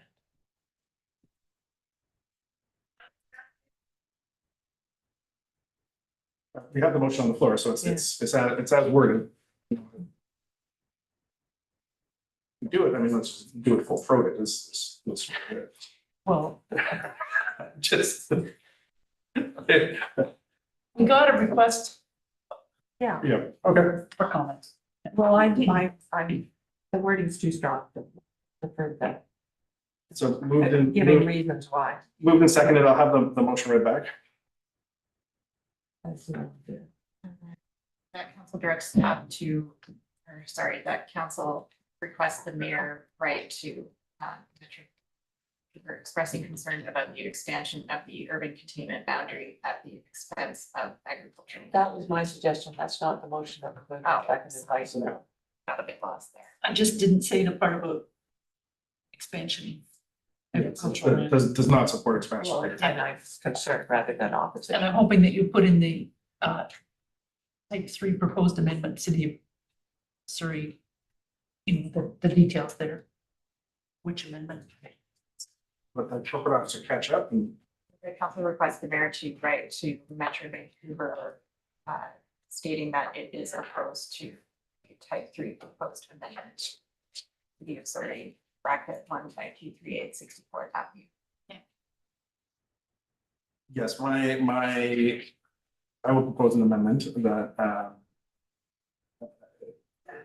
the mayor send a letter on behalf of council. Yes. Because if you request me to send a letter. Yeah, yeah. Thank you. Second. Okay, second of the amendment, any discussion on the amendment?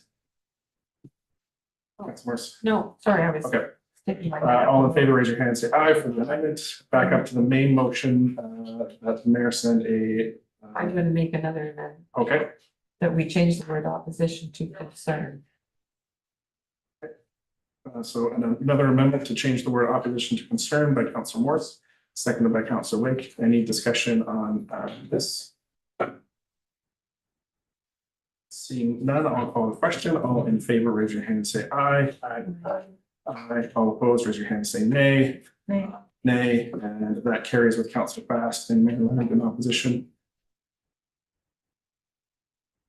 Okay, with that disposed of, we will move on. That was the. Oh, That's the amendment to the amendment. Fuzzy in the process. Every year. It's like 2025. So back up to the main motion, which now reads. So request the mayor right to Metro Vancouver on behalf of providing that it is concerned about the type 3 proposed amendment, City of Surrey 1523864th Avenue. Okay, all in favor, raise your hand, say aye. Aye. Any opposed? And that carries unanimously. 10 point. Alex, still with it? He has, I've checked in with him a few times. Okay. So Thank he you. is still here, and I don't know if we're just not getting on the time. Thank you. 10.1 draft minutes of the Public Art Advisory Committee meeting held December 16th, 2024. Councilor Morse. I have absolutely no problem with it, but I think it should be referred to the budget process. Because it is a budget impacting. Even though they're in the reserve fund, so I would move that the recommendation of 0.1 be referred to the budget process. So a motion to refer. Second by Councilor Getty. Any discussion on the motion to refer?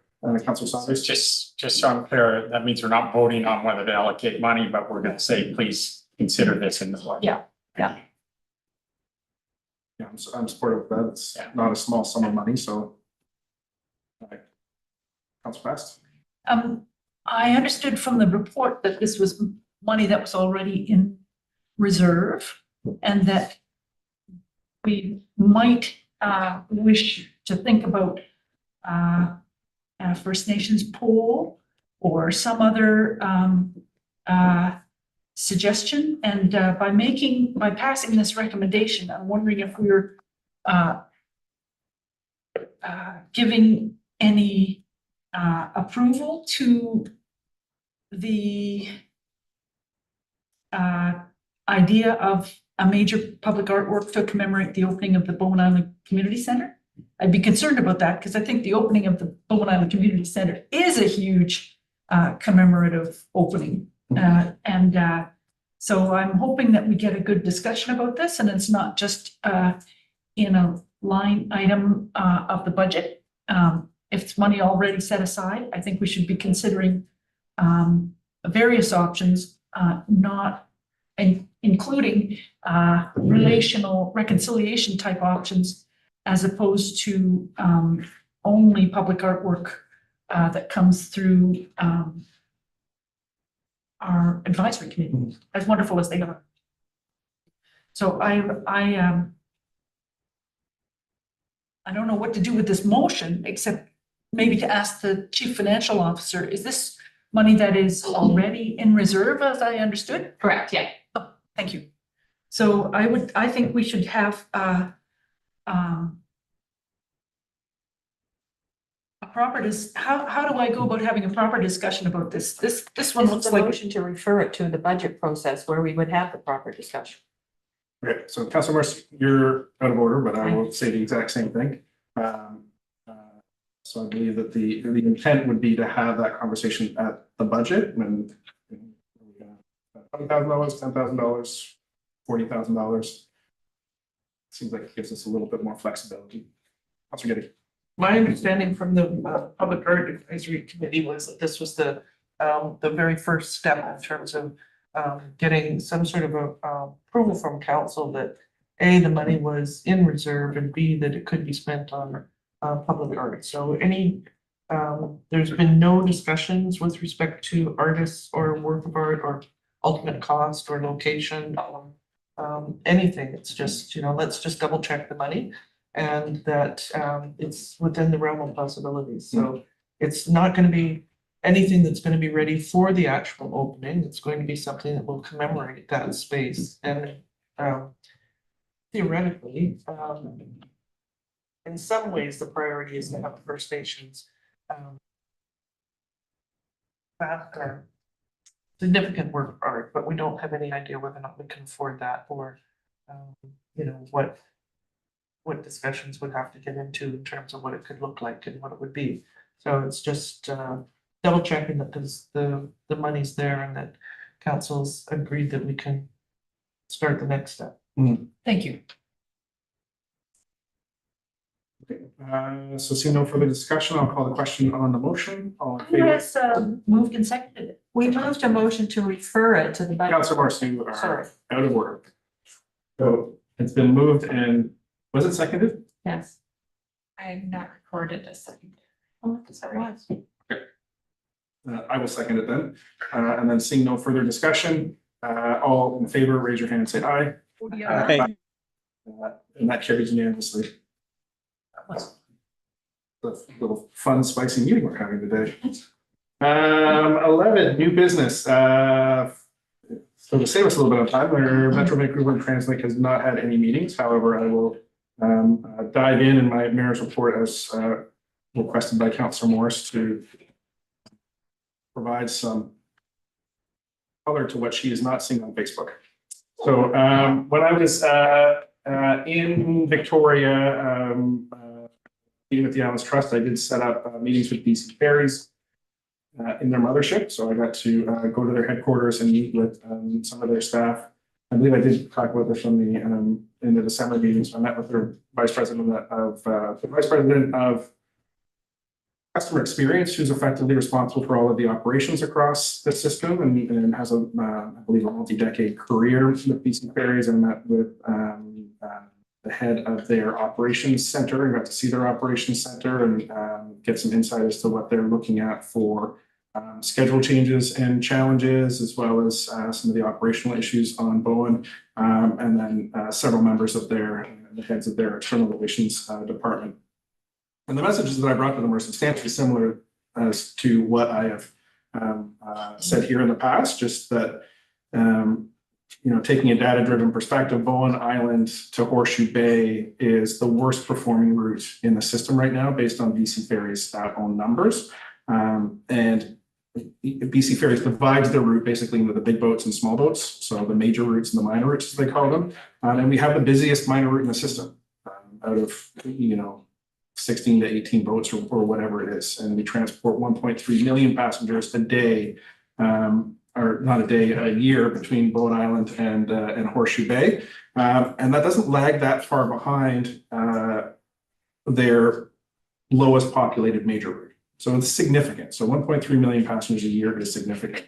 And as a result, my arguments are that there's a need for BC Ferries to invest in Snug Cove, including both infrastructure and staffing, which they don't do here.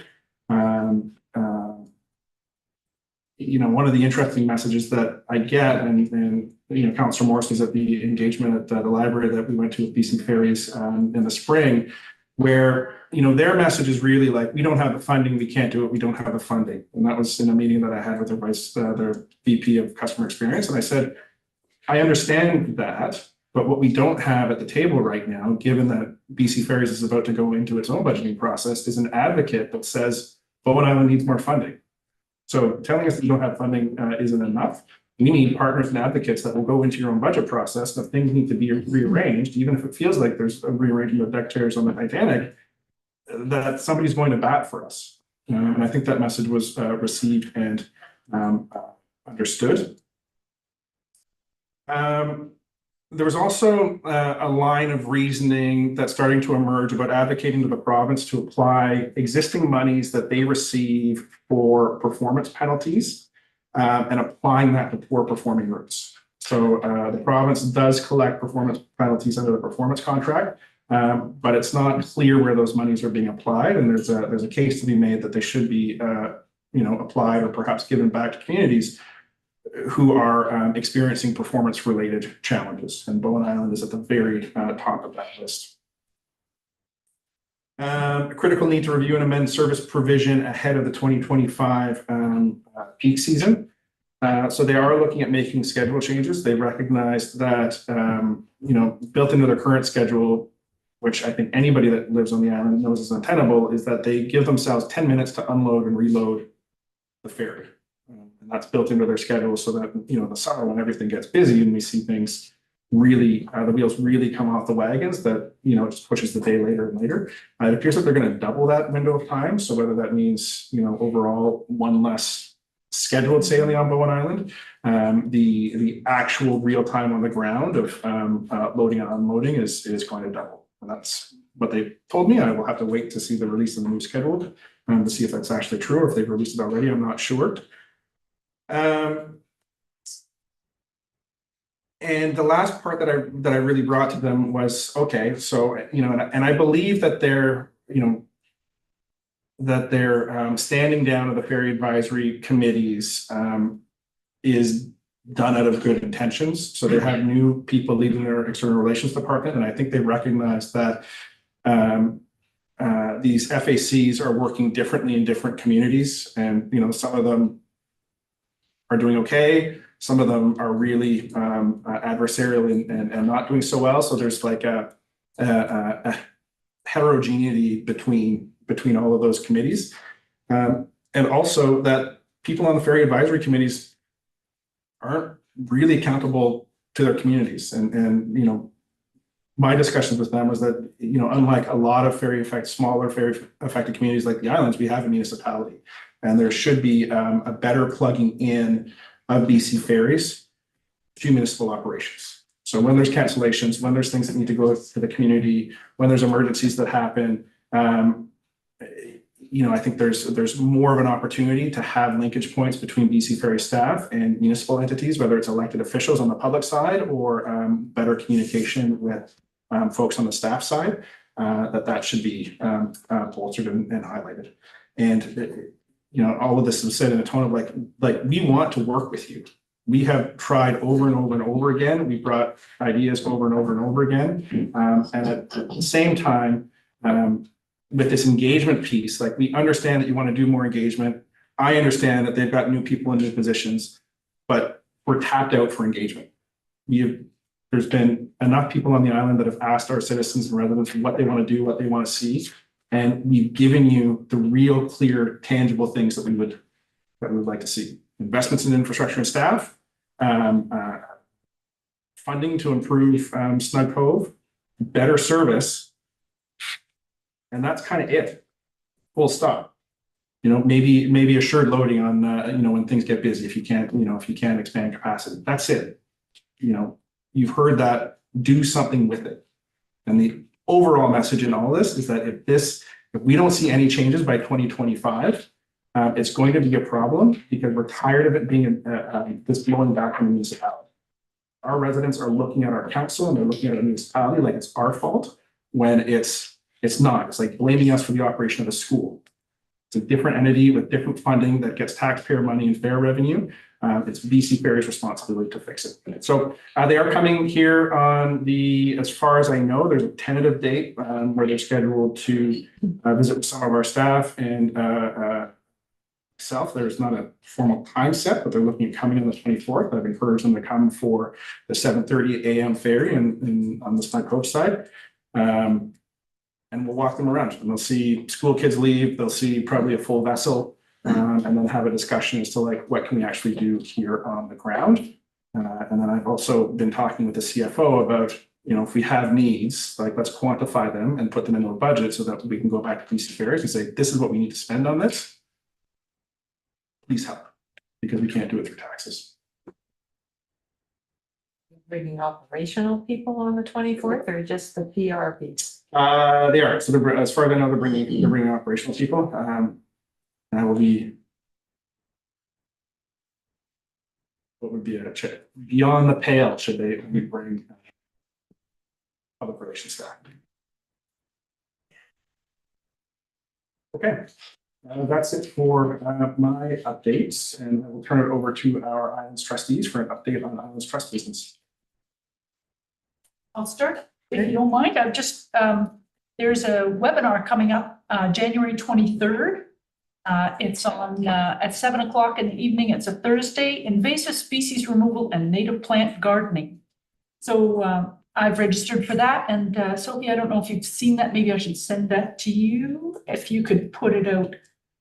It might be, something that people in the community are interested in as a, public education offering useful. The presenters are First Nations folks, so it'll have an interesting, different point of view. We've had a couple of committees of the whole of Trust Council relating to the trust policy statement, the draft that we're working through, kind of policy by policy. And I just want to let you know that I flagged a policy I would like to add on behalf of our situation, so different than from 25 years ago when there was no Bowen Island municipality. So I'm going to ask that new directive policy be added under cooperative principles, something like collaborate with island municipalities, particularly in the areas of conservation planning, communications and engagement, policies in this trust policy statement, and other areas in support of the Islands Trust Act. So I've brought that up on Wednesday night, and so I will was invited to work with staff on that. So I'll be in touch with Claire Frater, and I sent this out a long time ago to folks on council. If you want to see it again or be involved, let me know. But otherwise, this just goes into the working draft, and and eventually Bowen Island municipality should have a chance to comment. Thank you.